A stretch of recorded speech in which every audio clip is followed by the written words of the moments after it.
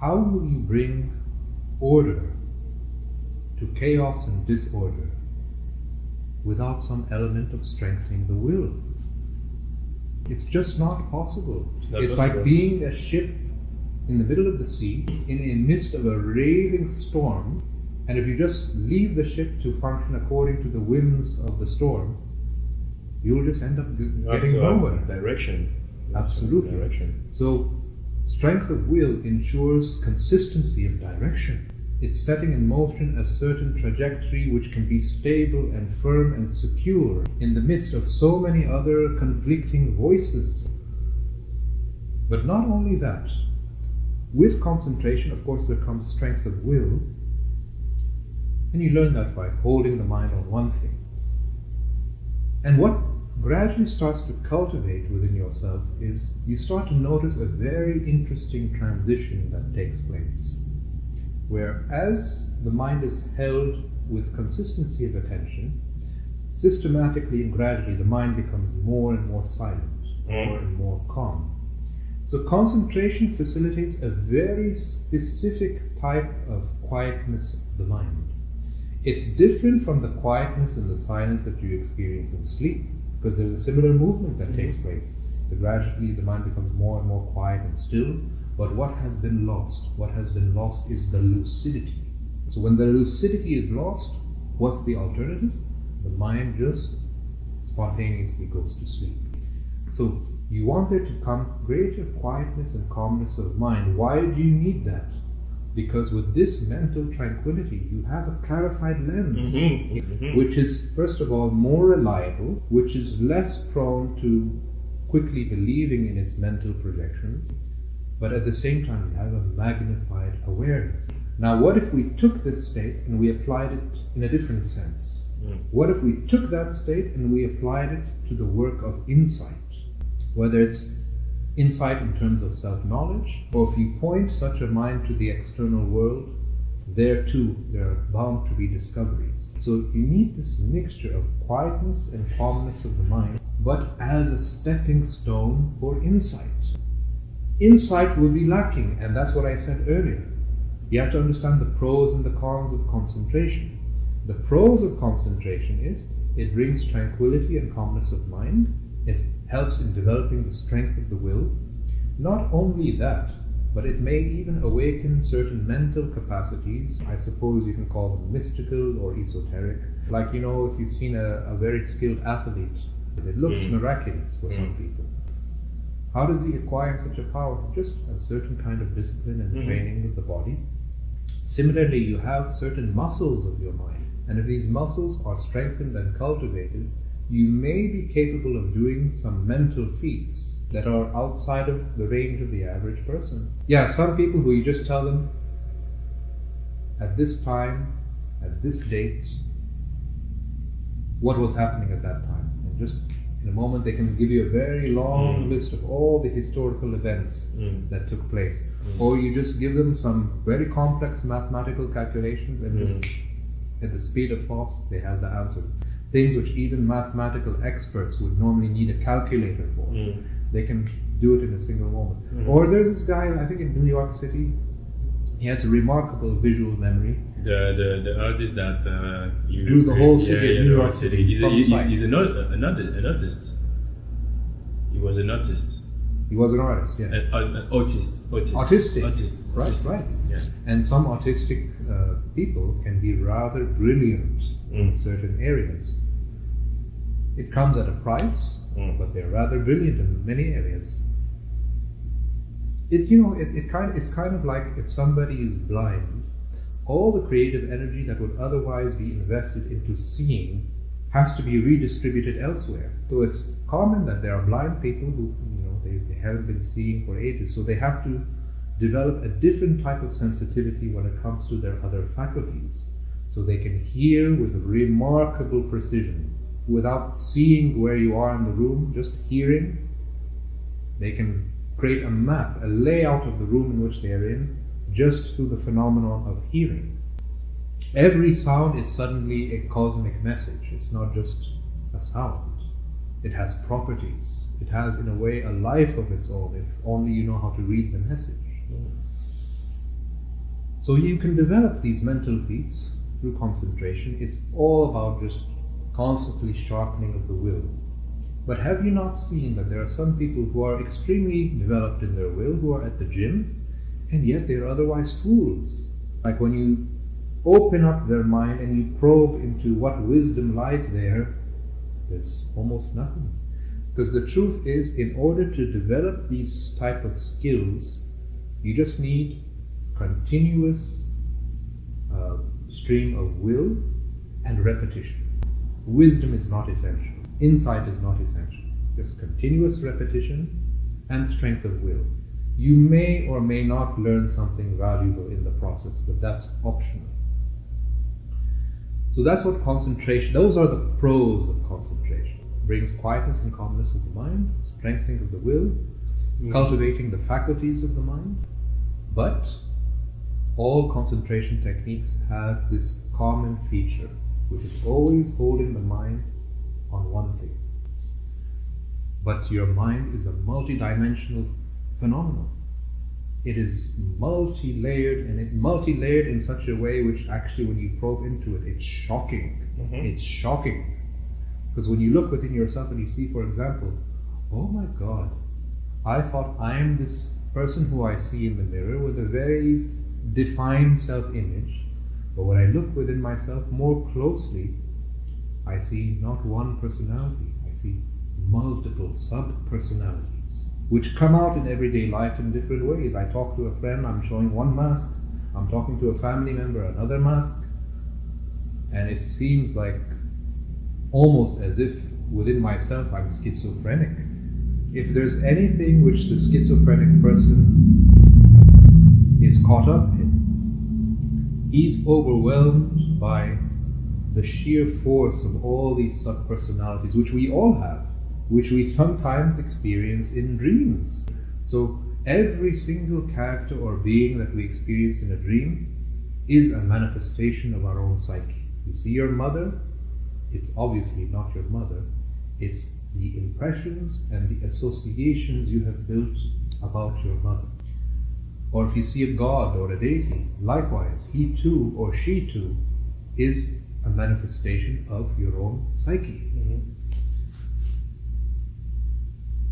So deep, we are thinking we are so organized and so well structured and coherent and consistent and logical, but actually, in truth, most human beings are irrational, chaotic, disorderly, and within themselves deeply fragmented. So I suppose, if you were to be in communion with these larger psychological forces, and let's say you took those psychological forces and turned them into symbols and metaphors, it would amount to deities. The deities that you see expressed in many different mythologies. Maybe they were expressing the realities that exist in them unconsciously, not knowing what is the real, that the source lies from within. Many mythologies, they projected these forces and they believe that they are objective in the outside world. But for example, many Christian saints, as they're going through a process of internal purification, there's this one Christian mystic named Saint John of the Cross, and he speaks about the dark night of the soul. It's different traditions have expressed a similar thing in different ways. Zen talks about something called the Great Death.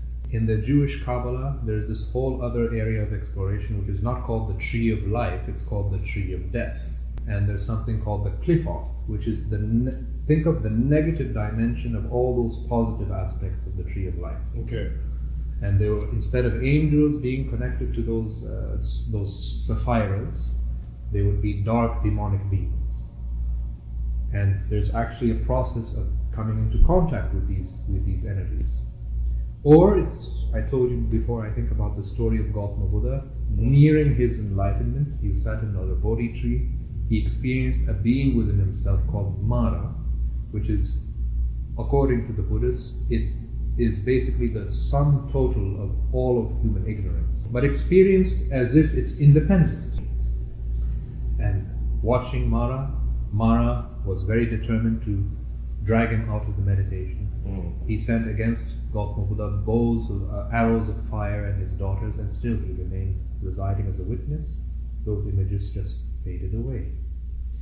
So the truth is that as you're going through this process of internal purification, all the accumulated garbage and filth we've acquired, all the stuff that needs healing, is made to come to the conscious surface. And you're forced into a corner where you must confront yourself. Otherwise, these built-up realities will not be set free. They will not be released so that their tension can just evaporate. So then you go through this internal struggle of so what are you encountering in a sense? In a way, you're encountering all these subpersonalities that have been accumulating in you, some of them very toxic and with malicious intentions.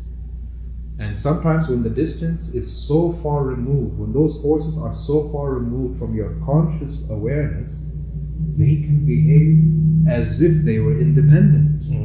Like a memory. What's a memory? A memory is a seed. And seeds grow. Like one memory, then it gets connected to another memory, it gets connected to another memory.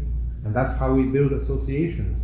Sometimes, most of the time, if we're not watchful within ourselves, we build our associations unconsciously. So one idea is connected to another idea, connected to another idea. I even have a theory, which sounds unusual, that perhaps beyond the conscious circle of life, underneath the surface, who knows, maybe these subpersonalities communicate with each other, as if they're struggling for authority. Like there can be contradictory stuff like this. Like, have you ever heard of alien hand syndrome? Have you watched this film, Dr. Strangelove? The main character of Dr. Strangelove, he has this dark past where it seems as if he was like once a Nazi. So in the film, unconsciously, sometimes his hand comes up like this, and he has to use his other hand to bring it back down. And it's as if that other hand is acting independently of his will. So it's like one part of his psyche is struggling with another part of the psyche. So that's why I say, who knows, maybe underneath the surface, there are these subpersonalities communicating with each other without our knowledge. The great mystery is closer than close. It's sitting right here. As you said, as above, so below. The microcosm is a reflection of the microcosm. So this is a whole cosmos that's operating here. And with depths beyond depths that people who can't imagine it because they have not scratched even the surface of this. So all this is, how do we put all this into a meaningful context? Because we were talking originally about concentration. How will you be able to understand all this multidimensionality of your mind by controlling the mind? It's like, if I want to understand the behavior of a wild animal, the best thing to do, let him function freely in the wild, and I observe at a distance with as little interference. Or if I have a computer and I want to understand all the structure of this computer, do I understand just one part of it? Or do I pull out the electrical switch? I must let that computer run as a fully functional machine. For me, this is when you start traveling down a path of meditation that leads to radical insight.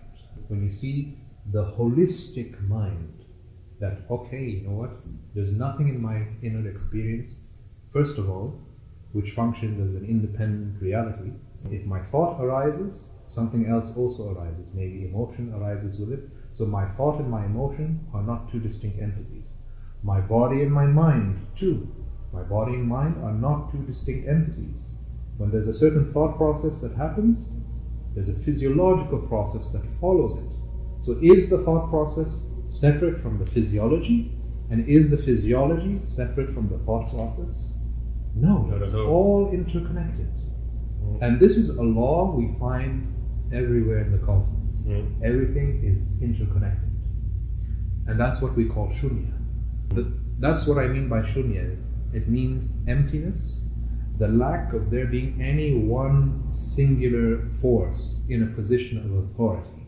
Everything is interconnected in one whole. So you learn to develop this sensitivity. You see the interconnectedness of your own mind, not by holding the mind on one thing, allow it complete freedom of movement. Thoughts come and go, emotions come and go. Preferably, you want to be in a meditative state which is highly alert but completely uncontrolled. This is why in my training, but if you don't have that alert part, it amounts to just being scattered minded. It's just chaos. So this is how I encourage the training. Start with concentration. Concentration gives you stability. When the concentration is developed, from there we move forward. And then we see the attitude starts to become looser and looser. We move to something called vipassana. More freedom, but there's still a strategy in vipassana. For example, some vipassana techniques involve a body scan. You observe from the top of the head and spread. We talked about this. From there, and there's other vipassana techniques. Observe your thoughts, your emotions, the five senses, and so on. But it's still controlled, and there are some things which you have to make an effort to specifically observe. And then from there, you go a step further, which is completely uncontrolled. No strategy whatsoever. This is called in Zen shikantaza. It's known as the methodless method. Shikantaza means literally just sitting. The furthest instruction that it gives is how to hold the posture, make sure your posture is erect, keep the spine erect. Let the body become conducive for a climate of meditation, but past that point, no other instruction is given. That's why I can't give you much instruction in something like that. Usually I teach my students to begin that type of exploration after about 4 to 5 years. Then we start going into that. But that's where all this stuff is leading. Why shikantaza? Oh, very simple. Now as you're hearing my words, you're aware, right? You're not making an effort. It's just on. It's on. This awareness is always on. This is not something anybody can increase or decrease. It's just that this awareness is obstructed by many layers of mental poisons. Attachments, cravings of the mind, unfulfilled desires, all kinds of ego identifications. But that radiant presence, it's like the brilliance of the sun. The sun is already there. Sometimes the sun is obstructed by clouds, and you don't see how that sun is pervading its light 360 degrees. So maybe in order to see more clearly its light, the clouds have to part and maybe give room for just one ray of light. You see? When the clouds part a little bit more, the ray becomes bigger and bigger. So from your perspective, this is the weird thing. From your perspective, it appears as if there's a process of the expansion of consciousness. There is no such process. Expansion of consciousness is a myth. Consciousness is what it is. Nothing can be added, nothing can be subtracted. The question is the mind giving you a clear reflection of what's already there? So in shikantaza, all you learn to do is you sit, close your eyes, and if you're right, if the atmosphere is right for it, you just naturally settle into this presence that's already the case. And it's not something that you do, it's something that spontaneously occurs. It's like this Zen haiku, short poetry, sitting silently, doing nothing. Spring comes and grass grows by itself. So who has planted the trees that we see in the mountain nearby us? Who's planted in the parks the grass? Just the climate was right, the season was right, life has flourished. This is how it should be in shikantaza. Just sit. Body should be cultivating the atmosphere of meditation without thinking, without trying. There it is.